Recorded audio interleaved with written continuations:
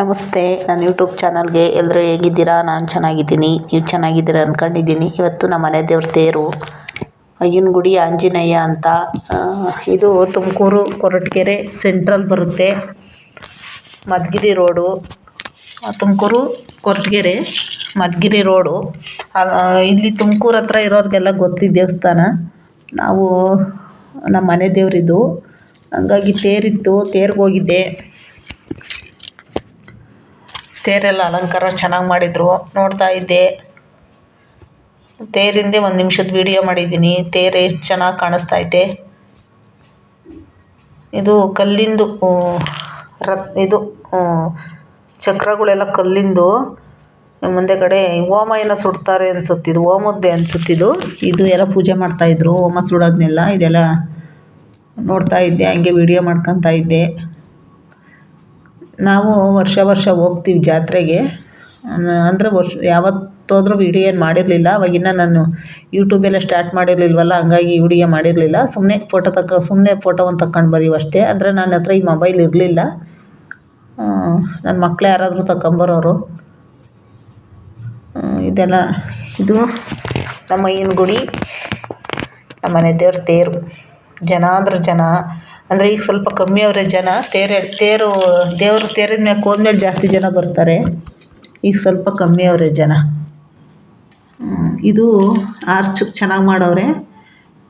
ಇದು ಅಷ್ಟೇ, ಇದು ಚೆನ್ನಾಗಿ ಕಾಣಿಸ್ತಿತ್ತು. ಎಲ್ಲ ಅಲಂಕಾರ, ಲೈಟು ಎಲ್ಲ ಚೆನ್ನಾಗಿ ಅಲಂಕಾರ ಮಾಡಿದರು. ಇದು ಚೆನ್ನಾಗಿ ಕಾಣಿಸ್ತಿತ್ತು. ಇದು ಫಸ್ಟ್ ಇರಲಿಲ್ಲ, ನಮ್ಮ ಮದುವೆ ಆದಾಗ ಇರಲಿಲ್ಲ. ಇದು ಮೊನ್ನೆ ಸುಮಾರು ಒಂದು 10-12 ವರ್ಷದಾಗ ಮಾಡಿರೋದು ಅನ್ಸುತ್ತೆ ಇದನ್ನು. ಅವಾಗ ಇರಲಿಲ್ಲ ಇದು. ಇದೆಲ್ಲ ಇದು ಗೋಪುರ ಎಲ್ಲ ಚೆನ್ನಾಗಿ ಅಲಂಕಾರ ಮಾಡಿದರು. ಏನಂದರೆ ನಾವು ವರ್ಷಕ್ಕೊಂದ್ಸಲ ಹೋಗ್ಬೇಕು ತೇರಿಗೆ. ಇಲ್ಲೆಲ್ಲ ಹೂವು, ಕಾಯಿ, ಹಣ್ಣು ಎಲ್ಲ ಇಟ್ಕೊಂಡಿದ್ರು. ಅವ್ರಿಗೆ ಇದೇ ಮ್ಯಾಗೆಲ್ವ ವ್ಯಾಪಾರಗಳೆಲ್ಲ ಚೆನ್ನಾಗಿತ್ತು. ಇಲ್ಲೆಲ್ಲ ನೋಡೋಕ್ಕೆ ಚೆನ್ನಾಗಿತ್ತು ಜಾತ್ರೆ. ನನ್ನ ಮಗ ಬಂದಿರಲಿಲ್ಲ, ನಾನು ಒಬ್ಬಳೇ ಹೋಗಿದ್ದೆ. ಹಂಗಾಗಿ ಎಲ್ಲ ನೋಡ್ಕೊಂಡು ನೋಡಿ, ಇಲ್ಲಿ ಇದ್ರ ಕಾಣಿಸ್ತೈತೆ ಎಮ್ಗೊಲ್ಲಹಳ್ಳಿ ಅಂತ ಹಾಕವ್ರೆ, ಬ್ರಹ್ಮ ರಥೋತ್ಸವ.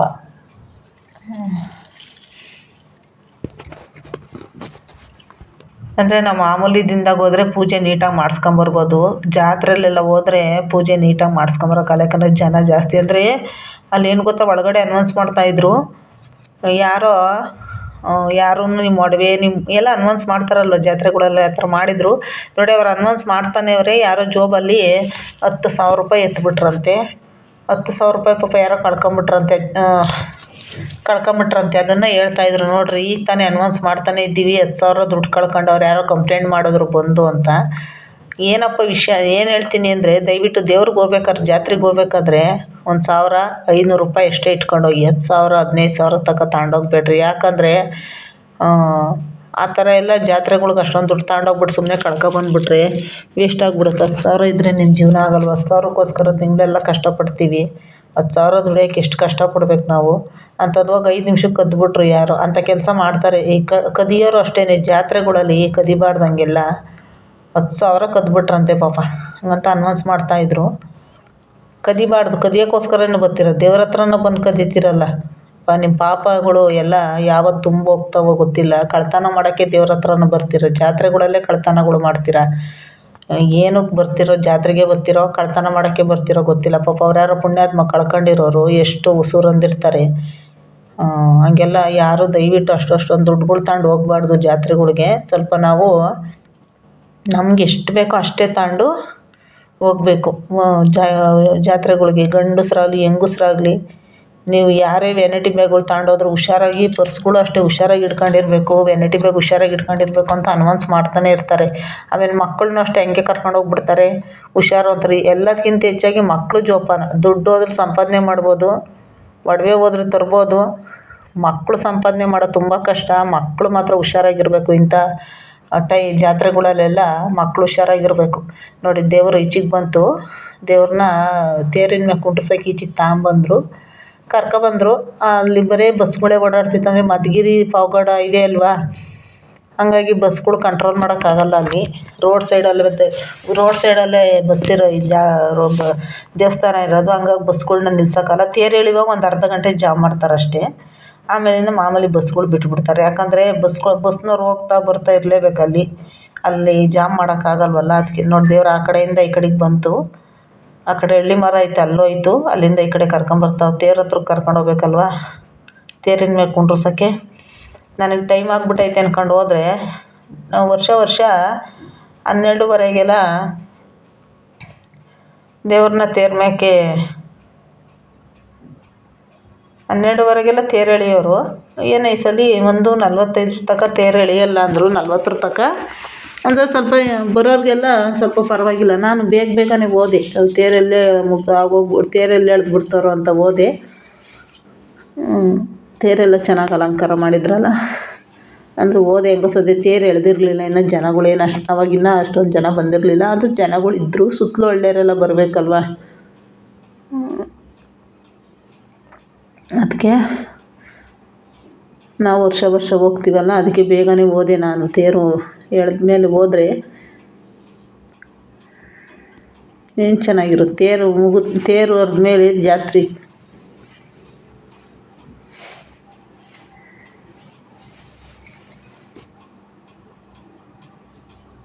ತೇರು ಹೊರ್ದ್ಮೇಲೆ ಜಾತ್ರೆಗೆ ಹೋಗ್ಬಾರ್ದಂತೆ, ಮುಹೂರ್ತ ಆದಮೇಲೆ ಮದುವೆಗೆ ಹೋಗ್ಬಾರ್ದಂತೆ ಅಂತ ದೊಡ್ಡವ್ರು ಗಾದೆ ಹೇಳ್ತಾರೆ. ನಂಗೆ ಗೊತ್ತಿಲ್ಲ.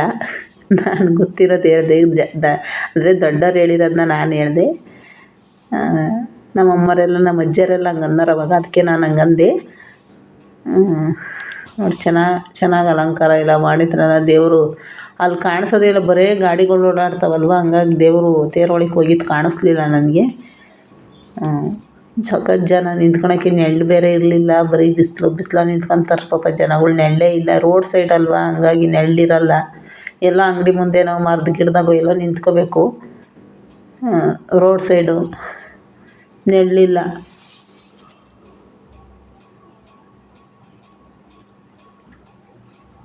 ಜನ ನಿಂತುಬಿಟ್ಟಿದ್ರು. ನಾನು ಒಂದು ಸ್ವಲ್ಪ ಜಾಗ ಇತ್ತು, ನಿಂತ್ಕೊಂಡಿದ್ದೆ ಅಲ್ಲಿ ನೆರಳಲ್ಲಿ. ನೋಡಿ ಈ ಥರ ಎಲ್ಲ ಚೆನ್ನಾಗಿ ಅಲಂಕಾರ ಮಾಡೋರು. ಇದು ನಮ್ಮ ಅಯ್ಯನ ಗುಡಿ, ಆಂಜನೇಯನ ಜಾತ್ರೆ. ನಮಗೆ ಅಂದರೆ ನಮ್ಮ ಅಪ್ಪವ್ರಿಗೆ ಆಂಜನೇಯನೇ ಮನೆ ದೇವರು. ನನ್ನ ಮದುವೆ ಆಗಿರೋದು ಅವ್ರ ಮನೆಯಲ್ಲೂ ಆಂಜನೇಯನೇ ಮನೆ ದೇವರು. ನಮ್ಮ ಅಣ್ಣ ಮದುವೆ ಆಗಿರೋ ಮನೆಯವರು ಆಂಜನೇಯನೇ ಮನೆ ದೇವರು. ಹಾಗಾಗಿ ನಮಗೆಲ್ಲ ಆಂಜನೇಯನೇ ಜಾಸ್ತಿ. ಬೇರೆ ಯಾವುದು ದೇವರಿಲ್ಲ ನಮಗೆ. ಆಂಜನೇಯನೇ ದೇವ್ರು. ಆಂಜನೇಯನೇ ನಮಗೆ. ನೋಡಿ ಅಕ್ಕವರು ನಮ್ಮೂರಿನವರು, ಅಂದರೆ ನಮ್ಮ ತಾಯಿ ಊರಿನವರು. ಅವ್ರದ್ದೊಂದು ಫೋಟೋ ತಕ್ಕೊಂಡೆ. ಅವಕ್ಕ ಬಿಲ್ಲೆ ಬೆಳೆದಾರದ ಅಕ್ಕ ಇರಲಿ ನೆನಪಿಗೆ ಅಂತ ಒಂದು ಫೋಟೋ ತೆಗ್ದಿದ್ದೀನಿ. ಹಂಗೆ ಒಂದು ವೀಡಿಯೋ ಮಾಡ್ಕೊಂಡೆ. ನೋಡೋರೆಲ್ಲ ಅವ್ರ ಮಕ್ಕಳು ಅವರು ಎಲ್ಲ ಅಕ್ಕ ಬೆಳೆದಾರದ್ದು. ಅಕ್ಕನ ಹೆಸ್ರು ಪುಟ್ಟಕ್ಕ ಅಂತ. ಅವರೆಲ್ಲ ಸಿಕ್ಕರೆ ನಮ್ಮ ಅಯ್ಯನ ಗುಡಿ ಜಾತ್ರೆಗೆ ಹೋದರೆ ನಮ್ಮೂರವರೆಲ್ಲ ಸಿಗ್ತಿರ್ತಾರೆ.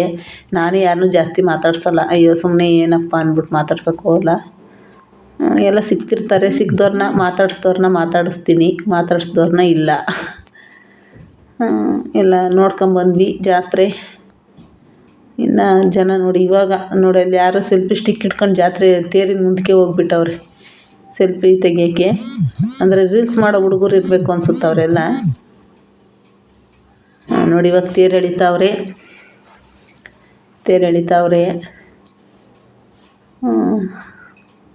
ಅದು ದಡ ಎಳ್ಕೊಬಂದ್ಬಿಟ್ರು ತೇರು. ಜಾಸ್ತಿ ಜೋರಾಗಿ ಎಳೆದ್ಬಿಟ್ರು ತೇರು. ನಿಧಾನಕ್ಕೆ ಎಳಿಲೇ ಇಲ್ಲ. ಜಾಸ್ತಿ ಜೋರಾಗಿ ತೇರು ಎಳೆದ್ಬಿಟ್ರು. ನಿಧಾನಕ್ಕೆ ಎಳಿಲಿಲ್ಲ ತೇರು ಅವರು. ರೋಡಲ್ವ, ಮೇನ್ ರೋಡು. ದಡ ಬಂದ್ಬಿಡ್ತು ತೇರು. ನೋಡಿ ಎಷ್ಟು ಫಾಸ್ಟಾಗಿ ಎಳಿತಾರೆ. ಎಷ್ಟು ಚೆನ್ನಾಗೈತೆ ನಮ್ಮ ಆಂಜನೇಯನ ತೇರು. ನಮ್ಮ ಅಯ್ಯನ ಗುಡಿ ಆಂಜನೇಯನ ತೇರು.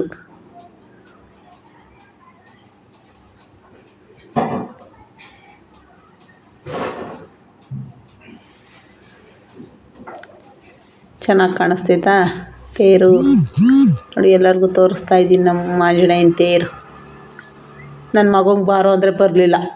ಕೆಲ್ಸಕ್ಕೆ ರಜಾ ಹಾಕವನೇ, ಬರಲಿಲ್ಲ ಜಾತ್ರೆಗೆ. ಕಾಲು ನೋಯ್ತವೆ ಅಂತ. ನನಗಿಷ್ಟವಾದ ದೇವರು ಆಂಜನೇಯ. ನಾನೊಂದು ವೀಡಿಯೋದಲ್ಲಿ ಹೇಳಿದ್ದೀನಿ ನನಗೆ ಎನರ್ಜಿನೇ ಆಂಜನೇಯ ಅಂತ. ನಮ್ಮದು ಈಗಿನ ಗುಡಿ ಆಂಜನೇಯ, ನಮ್ಮ ಮನೆ ದೇವರು. ಯಾರೆಲ್ಲ ನನ್ನ ವೀಡಿಯೋ ನೋಡ್ತೀರಾ ಅವರೆಲ್ಲ ಸಬ್ಸ್ಕ್ರೈಬ್ ಮಾಡ್ಕೊಳ್ಳಿ. ನಾವು ತುಮಕೂರಲ್ಲಿರೋದು, ನಮಗೂ ಸಬ್ಸ್ಕ್ರೈಬ್ ಮಾಡ್ಕೊಳ್ಳಿ. ಹಾಗೆ ಲೈಕ್ ಮಾಡಿ, ಶೇರ್ ಮಾಡಿ, ದಯವಿಟ್ಟು ಸಪೋರ್ಟ್ ಮಾಡಿ. ನಮ್ಮ ಆಂಜನೇಯ ಎಲ್ಲರಿಗೂ ಒಳ್ಳೇದು ಮಾಡಲಿ. ಎಲ್ಲರಿಗೂ ನಮ್ಮ ಆಂಜನೇಯ ಒಳ್ಳೇದು ಮಾಡಲಿ. ನಮ್ಮ ಮಾರುತಿ, ಆಂಜನೇಯ ಮಾರುತಿ ಒಳ್ಳೇದು ಮಾಡಲಿ ಎಲ್ಲರಿಗೂ. ಯಾರೆಲ್ಲ ನನ್ನ ವಿಡಿಯೋ ನೋಡ್ತಿರೋರಿಗೆಲ್ಲ ಧನ್ಯವಾದ. ನಮ್ಮ ಆಂಜನೇಯನ ಆಶೀರ್ವಾದ ಎಲ್ಲರ ಮೇಲೂ ಇರಲಿ. ನಮ್ಮ ತುಮಕೂರಿನ ಜನಕ್ಕೆ ಒಳ್ಳೇದು ಮಾಡಲಿ ನಮ್ಮ ಆಂಜನೇಯ. ನೋಡಿ ಎಷ್ಟು ಚೆನ್ನಾಗೈತೆ ನೋಡಿ. ದಡ ಎಳ್ಕೊಂಡು ಹೋಗ್ಬಿಟ್ರು ತೇರನ್ನ. ಮೇನ್ ರೋಡು ಸ್ವಲ್ಪ ಅವು ಚಕ್ರಗಳು ಎಳಿತಾರಲ್ವ, ಆದರೂ ಒಂದು ಸ್ವಲ್ಪನೂ ಭಿನ್ನ ಮಾಡಲ್ಲ. ಅಷ್ಟು ನೀಟಾಗಿ ತೇರು ಎಳಿತಾರಲ್ಲ, ಎಷ್ಟು ಚೆನ್ನಾಗಿ ಎಳಿತಾರೆ. ಅಷ್ಟು ಉದ್ದ ತೇರನ್ನ ಹೆಂಗೆ ಎಳಿತಾರೆ ಅಯ್ಯಪ್ಪ. ವರ್ಷಕ್ಕೊಂದ್ಸರಿ ತೇರಲ್ಲಿ ಕೂತ್ಕೊಂಡು ಮೆರವಣಿಗೆ ಹೋಗ್ತಾರೆ. ಆಂಜನೇಯ. ನಾನು ವಿಡಿಯೋ ನೋಡಿದ್ದಕ್ಕೆ ಧನ್ಯವಾದ.